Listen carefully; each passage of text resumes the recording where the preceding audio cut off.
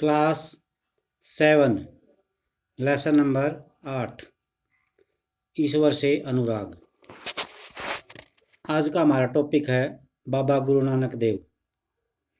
इसके बारे में जो जानकारी है वो पढ़ते हैं।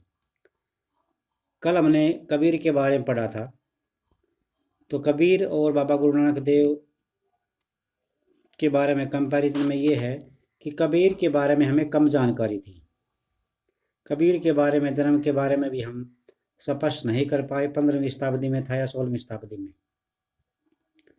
लेकिन बाबा गुरु नानक देव, जिनका जन्म 1469 ईस्वी में हुआ और मृत्यु 1539 के में हुई थी, इसके बारे में हम कबीर से ज़्यादा जानते हैं। तलवंडी पाकिस्तान में से ननकाना साहिब में जन्म लेते ही बाबा गुरु नानक देव ने करतारपुर यानी रावी नदी के तट पर डेरा बनाया। इनका जो जन्म था वो तलवंडी, जो कि पाकिस्तान में है, ननकाना साहिब के नाम से, और गुरु नानक देव ने करतारपुर रावी नदी के तट पर अपना डेरा बनाया। इससे पहले बाबा गुरु नानक देव ने डेरा बनाने से पहले अनेक यात्राएं की देश भर में। उन्होंने अपने अनुयायियों के लिए, अर्थात जो उनकी परंपराओं को मानते थे, उनके विचारों का स्वागत करते थे, उनके लिए करतारपुर में एक नियमित उपासना पद्धति अपनाई, जिसके अंतर्गत उन्हीं के शब्दों, भजनों को गाया जाता था। उनके अनुयायी अपने पहले धर्म या जाति अथवा लिंग भेद को नज़रअंदाज करके सांझी रसोई में इकट्ठे खाना खाते थे। अर्थात उनके जो मानने वाले थे, उनका चाहे कोई भी धर्म हो, जाति हो या लिंग भेद हो, उसको नज़रअंदाज करके सांझे इकट्ठे रह करके एक रसोई बनती थी, उसमें खाना खाते थे। इसे लंगर कहा जाता था।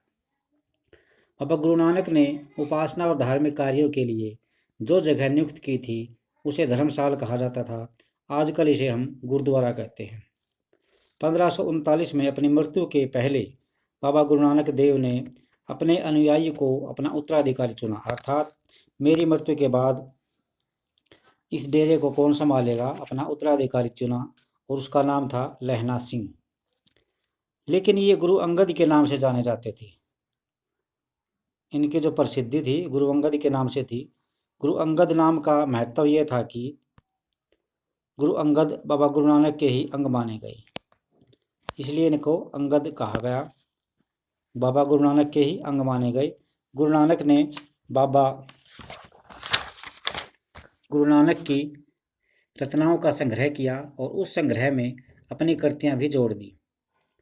संग्रह एक नई लिपि गुरुमुखी में लिखा गया। गुरु अंगद के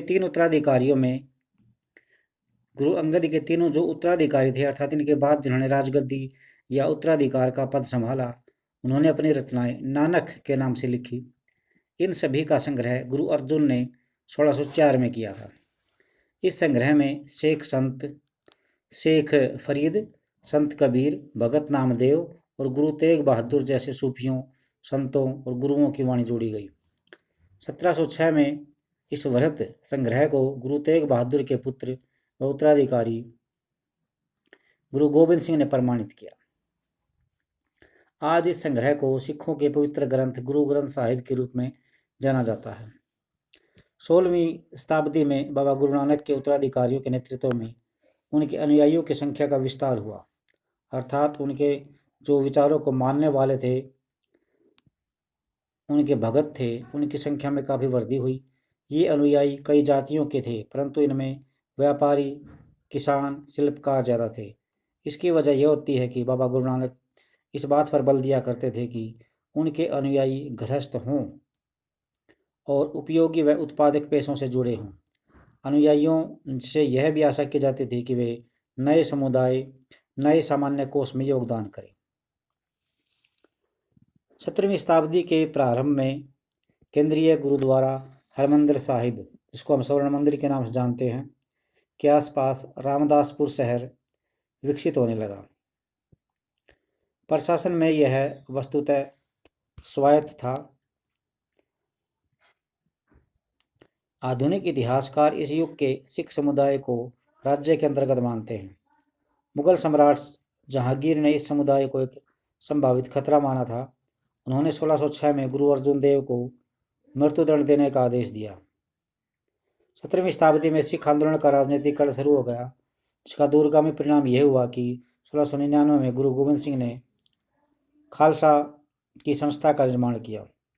खालसा पंथ के नाम से जाने जाने वाला सिख समुदाय अब एक राजनीतिक सत्ता तक पहुंच गया। 16वीं और 17वीं शताब्दियों की बदलती हुई ऐतिहासिक परिस्थितियों ने सिख आंदोलन के विकास को बहुत प्रभावित किया। शुरू से ही बाबा गुरु नानक के विचारों का सिख आंदोलन पर गहरा प्रभाव पड़ा। उन्होंने एक ईश्वर की उपासना के महत्व पर जोर दिया। उन्होंने आग्रह किया कि जाति, धर्म अथवा लिंग भेद मुक्ति प्राप्त करने के लिए कोई मायने नहीं रखते।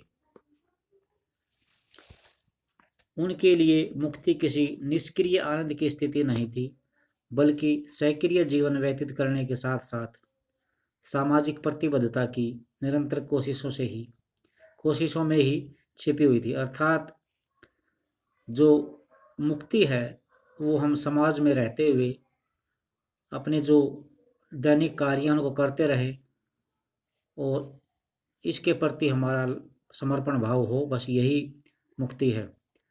अपने उपदेश के सार को व्यक्त करने के लिए उन्होंने 3 शब्दों का सहारा लिया, नाम, दान और स्नान यानी स्नान। नाम से उनका मतलब अर्थ यह था कि सही उपासना, दान का अर्थ था दूसरों का भला करना और स्नान का अर्थ था आचार विचार की पवित्रता। आज उनके उपदेशों को नाम जपना, कित करना, वंड छकना के रूप में याद किया जाता है। ये अवधारणाएं भी उचित विश्वास और उपासना, ईमानदारी से अपना गुजारा करना, संसाधनों को मिल बांट कर प्रयोग करना, यानी कि दूसरों की मदद के महत्व को बताते हैं। इस तरह बाबा गुरु नानक के समानता के विचारों के सामाजिक राजनीतिक मायने थे। शायद इसी बात से हमें गुरु नानक और उनके अनुयायियों के इतिहास और कबीर, रविदास और दादू जैसे संतों और उनके अनुयायियों जिनके विचार बाबा गुरु नानक के विचारों से काफ़ी करीब थे के इतिहास में फ़र्क को समझने में मदद मिलती है। आपका चैप्टर पूरा हो गया है। अब एक पॉइंट बचता है, मार्टिन लूथर और धर्म सुधार आंदोलन। 16वीं सदी में यूरोप में भी एक धार्मिक अंतःशोभ यानी उथल पुथल का काल था। 16वीं शताब्दी में यूरोप में भी उथल पुथल का समय था। तब ईसाई धर्म में अनेक परिवर्तन हुए जिन्हें लाने वाले महत्वपूर्ण नेताओं में से एक थे मार्टिन लूथर। मार्टिन लूथर का जन्म 1483 में हुआ था, मृत्यु 1546 में।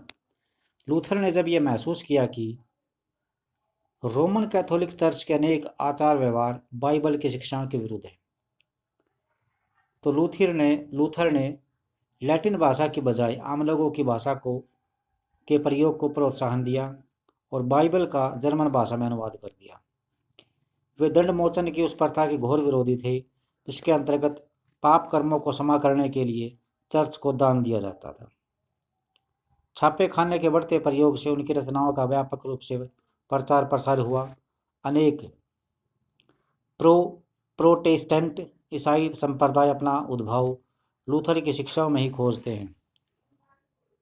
तो ये बाइबल है, मार्टिन लूथर द्वारा जर्मन भाषा में अनुवादित बाइबल का शीर्षक पृष्ठ है।